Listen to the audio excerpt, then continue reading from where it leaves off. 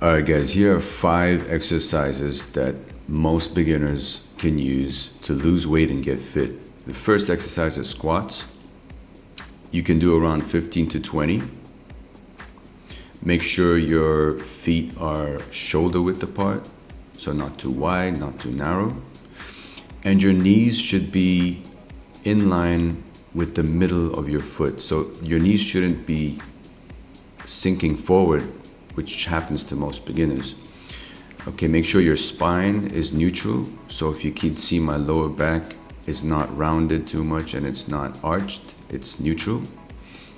Your hands, you can put them out or keep them in. You can also use a chair. So don't worry if you can't do normal squats properly. You can start off with a chair. And if you have a Swiss ball, it's even better because you can do so many things with the Swiss ball. So I really recommend all beginners get a Swiss ball. Okay, so next we're gonna do normal push-ups. Your hands are shoulder width apart or a bit wider.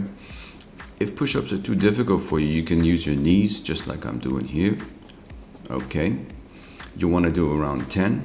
10 push-ups is more than enough in this workout. If push-ups are too difficult for you, you can just use a table, a side table.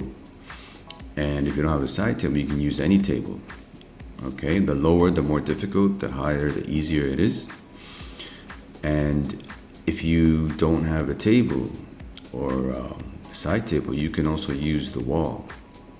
So there's literally all ways absolute beginners can get fit, and you can start off in the most simple ways and then you gradually just make it more difficult.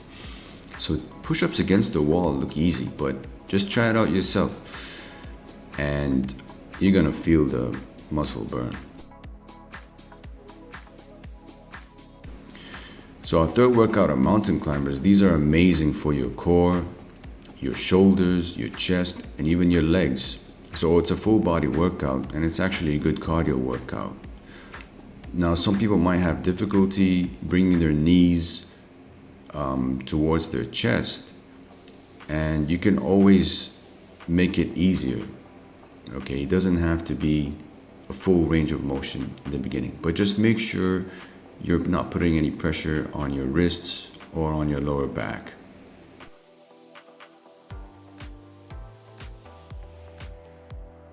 Okay, let's move on to the fourth exercise, the plank.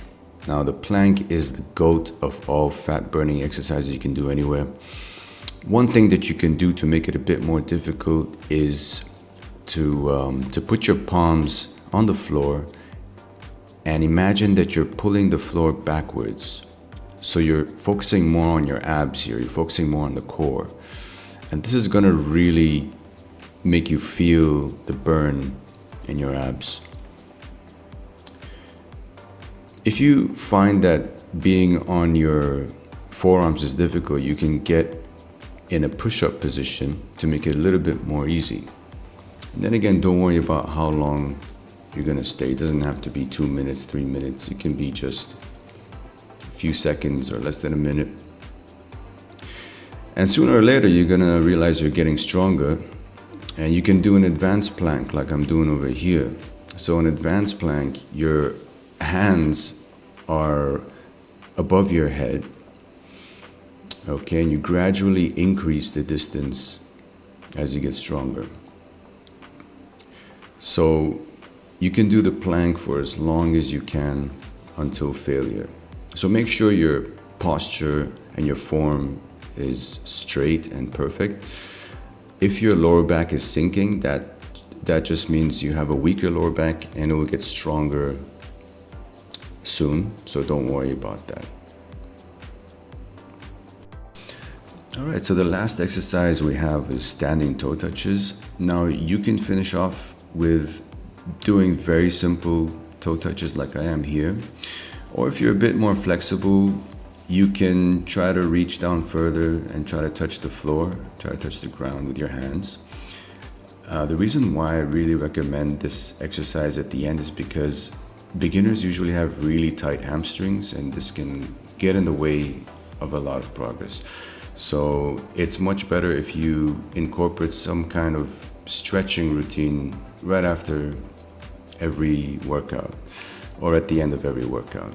If you have any questions about the routine, let me know in the comment section. I'll get back to you. Thanks for watching.